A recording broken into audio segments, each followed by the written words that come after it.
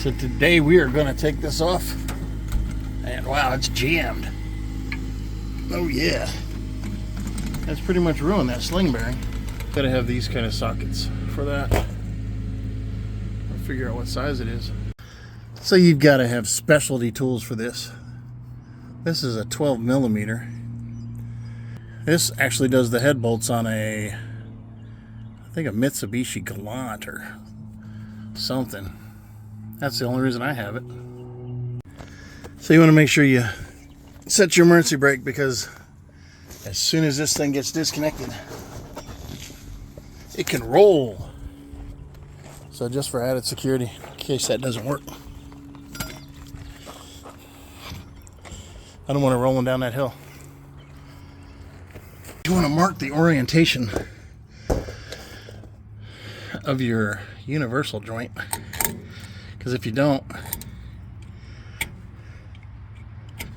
you'll get a vibration when you're done, because of the way these things turn and how they're mounted.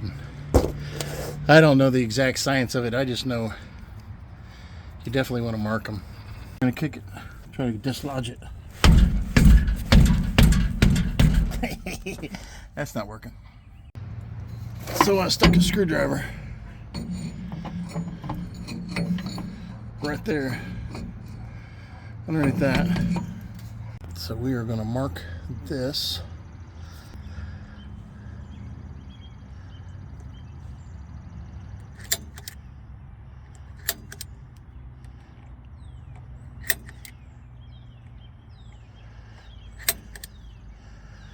So I've got some marks here.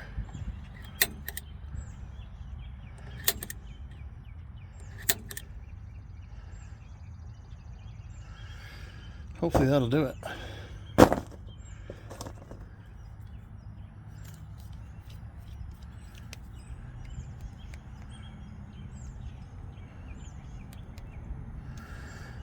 There it is. We're going to just pull this off of here. And we definitely got to replace that one. Oh yeah, there it went. Good thing we got it marked already. But you see what it did to this sling bearing. So we're going to loosen this. Replace that sling bearing too.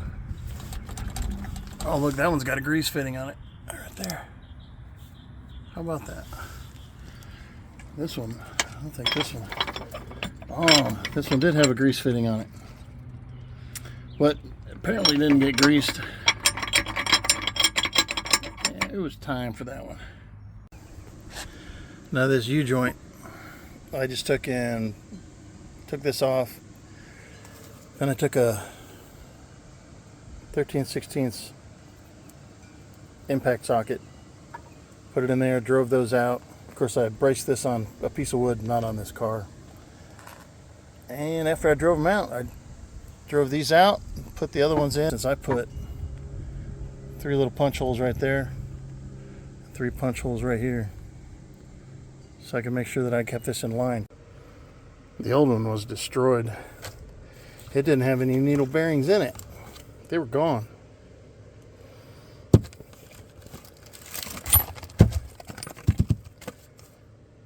So basically I took the new ones, and you can fish them in. They're just right. But you would take this on the inside, then you would put this here. You want to hold this as far up as you can from the inside when you're doing it, and then just hammer that down into it. Leave the little seals on it so that when you're done the seals are on there. And then reinstall this. But before you start all that, after you get the old one out, clean out that ridge in there with a screwdriver or something. Guess you could do it with a small wire brush. I did mine, I dug mine out with a screwdriver, so this would fit in there better without the rust in there. So the old bearing, I just took it and put this on a block of wood, so I turned it upside down. Put that on that block of wood right there. Put it in that hole. And then just hit the bearing until it came off, you know, all the way around. Now I'm going to have to drive this back on here, but I don't have anything offset enough to push that back on there. I tried this, but It's got the threaded part from my tire machine, so it won't work.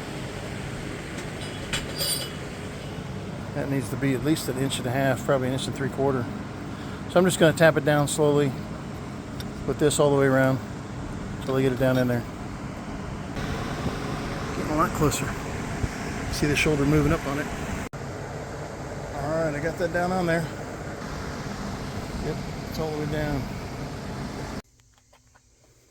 And they make 2 different sizes of this. One inner diameter is like, it's not 1.5 inches, it's like 1 1/3 of an inch. 1 1/3 of an inch. So the first one I bought didn't fit. It was too small. You gotta make sure that these holes right here are the right distance apart too, where it mounts on the truck. That one was, but it was the wrong inner diameter. And the U-joints, they make 2 different size U-joints. This happened to be the larger one because it's on a Super Duty 350. Good luck with getting the right part. So here is my, they call it a center support. I've seen it called an anchor too, but. And then my Super Duty's U-joint was that part right there. This is the smaller diameter one. This did not fit the truck. So it's important to have marked this, and there's your mark. I had to go out and buy this tool from Northern Tools. It's a clutch. I'll give you the part number and everything, but Northern Tools had the 12mm, came with the kit. You buy it at well, if you buy a spline one at Harbor Freight, it doesn't have the 12mm in it. And this is the same tool you would use on a Mitsubishi Galant head bolt. Now the reason this is turning is because I put it in neutral on purpose, because that U-joint was so messed up. The thing was in, it's not going to be lined up now. So my 2 marks right there. Go with my 2 marks right there. I scored this with my punch, but then I also put a white mark there. So here is my scored mark, and then my white mark is right there. So I'm gonna line that up with these, put my 4 bolts in, or at least start them. I put the truck in neutral just so I could spin this, because this U-joint was so messed up that it was sitting so off-centered. I knew I had to put it in neutral in order to get it to line up with everything.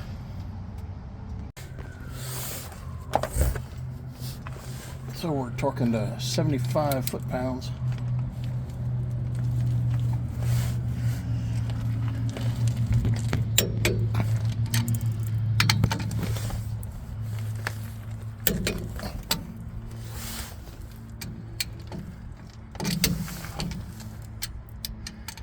And on some of these you can't use a 1/2 inch because there's not enough room in here. I'm going to put the zippy tie back on this. One last thing to torque is this front one.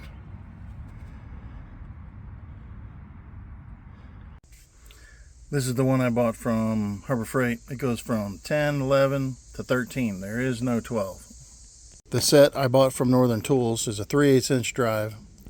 Has a 12mm, and you definitely need that to do this. You probably can't do the head bolts on a Mitsubishi Galant because that may not hold 150 some odd foot-pounds that you need. The item number is 41510. So good luck with that. Have a fun time changing your U-joints. Thanks for watching.